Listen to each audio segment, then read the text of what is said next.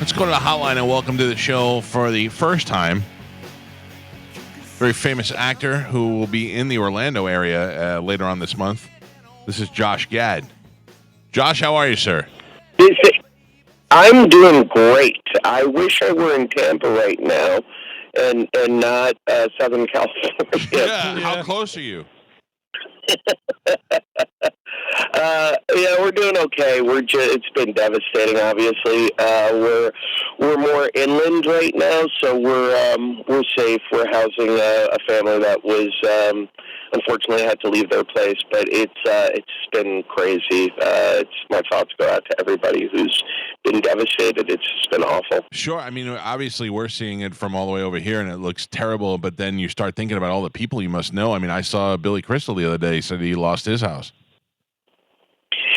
Yeah, I've been talking with Billy. I mean, look, I know 10 people who have lost their homes. It's the craziest thing I've ever seen. It's just never-ending cycle of nightmares for so many friends and colleagues, and my heart is breaking. It's just we've lost such a big part of our city.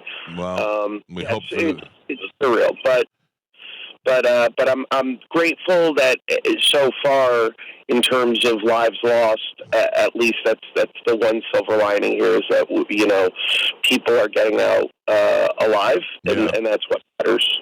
Well, we don't want to be totally a downer here. Josh is here promoting a couple of good things. He's got a book out called "In Gad We Trust," and he's got some appearances in Florida. Josh, I don't know the relationship that you and I have, if we're off to a good start or not. I mean, I do like you. I think you're a great actor, but I had a daughter about the same time Frozen came out. And man, if I tell you, I never thought I'd be a 40-something-year-old guy knowing how to sing every word to every song of that movie. I mean, every goddamn day. It was. I couldn't get away from it.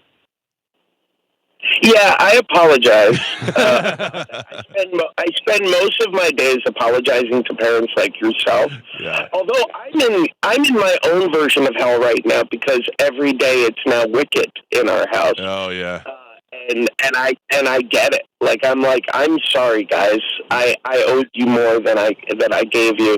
No, it's crazy. I have two daughters who grew up with the Frozen craze as well, and I get it. I understand. This is great, and I apologize. I ask a lot of famous people this, and this is a great question for you. Do your kids know that you're awesome? Like, do they get that you're Olaf? Do they get that you're in Frozen, or do they not really correlate? I mean, I don't know. They might be a little older now. Here's how they get it. They get it. They gauge it by the amount of famous people I know. Yeah. So, when Taylor Swift dressed up as Olaf a couple of years ago, yeah, that suddenly boosted my street cred with them in a significant way. Yeah. So when I get a phone call from Pink, they're like, I don't. Okay, so you are cooler than the body of your work.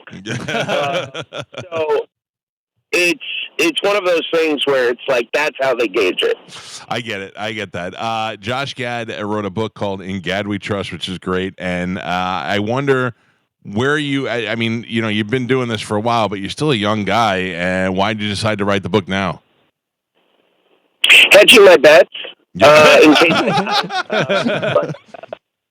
it's like, you know what, I should probably get this down on paper so that CNN has it ready for my obit. You know what, I would, I didn't intend to write anything, and I was approached by my literary agent, and he said, why don't you're a good enough writer, good enough, why don't you see if there's anything that you want to explore? And I started to write about being a dad, and I gave a book proposal I submitted it to a bunch of different publications, and there was a lot of excitement, and Simon & Schuster bit, and I ultimately, my amazing editor, Natasha, who lives in Orlando, she pushed me to go further and start exploring all aspects of my life, not just being a dad. And I grew up in Florida, and a lot of my experiences down there. I talk about my anxiety. I talk about, being from a broken family. All of it sort of just started to feel like a recipe for something bigger than just being a dad, and that's how it came about. And hopefully people find it as insightful as it was for me to write it. These are things that I'm hearing that I'm sure me and all other people, or a lot of other people, are relating to. Also have anxiety. I'm in Florida. I'm a dad. So these are all things that are relatable to other people. A quick shout out to my brother and his family, who are actually probably listening to this right now in Tampa, where they live. Yeah, it's very, it's a book that I hope relates to a lot of people who oftentimes don't have a chance to talk about these things. Specifically, when I talk about my anxiety, it's not something that I talk about often. And I was like, I need people to understand that they don't need to hide from this. They don't need to be ashamed of it. Here's how I've dealt with it. And hopefully these are opportunities for you to also, learn from my experiences, so that you don't have to write an autobiography in order to deal with your struggles. Yeah, it's interesting. A lot of people who have anxiety and depression are often interested in helping other people when they feel a little bit better. My wife was so bad with depression that she ended up becoming a therapist, and my anxiety was so bad, but thankfully I was married to a therapist, or I would have never been able to figure out what it was. So that's why you're over there doing Olaf and doing Broadway, but I'm over here trying to be a big tough guy, and here I am talking about crying and being upset about things that don't exist. So the more people that hear about it, the more it becomes normalized. It's easy to talk about.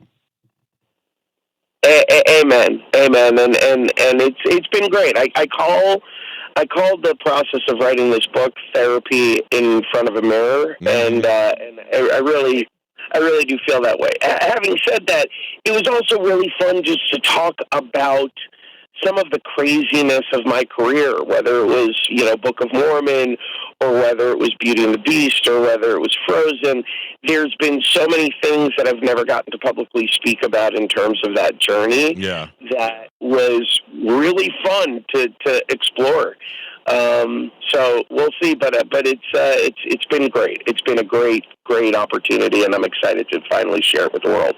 This is Josh Gad. The book is called In Gad We Trust. Josh is going to be in Orlando on the 21st for an evening with Josh Gad, and then out in Fort Lauderdale on the 22nd. Before we let you go, because I know you got a busy day, I got to ask you about a couple of things. First of all, what are we looking at for the Chris Farley story as far as a release date? Has that even begun production, or where are we at with that?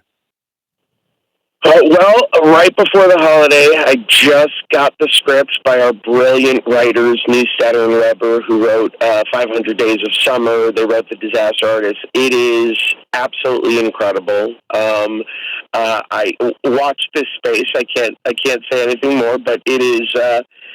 I think we're in great shape. I think we have something very, very special. And Chris was an idol of mine, and I wanted to do something personal for my directorial debut, and couldn't find a more personal topic than the life of Chris Farley. And the key to that is we just saw that Saturday Night Live movie that they made about the debut episode, and the casting in that was amazing. So getting Paul Walker Hauser to play Farley is awesome. All right, the other thing is Spaceballs 2. Will it ever happen? I very much think it will happen. I think it's going to happen sooner rather than later. It's so unbelievably exciting. We're working day and night right now to gear up. So again, without being taken away by Jeff Bezos' security personnel at Amazon, I'm going to plead the fifth, but we're working towards a shoot. All right, good. Well, we're looking forward to it. It's a pleasure to have you on the show. In Gad We Trust, and the appearance in Fort Lauderdale on the 22nd and then January 21st in Orlando. It's a pleasure to have you on the show, and I hope that you and the family stay safe out there. Thank you so much. Really appreciate you guys. Yep. Have a great day. There you go, Josh Gad.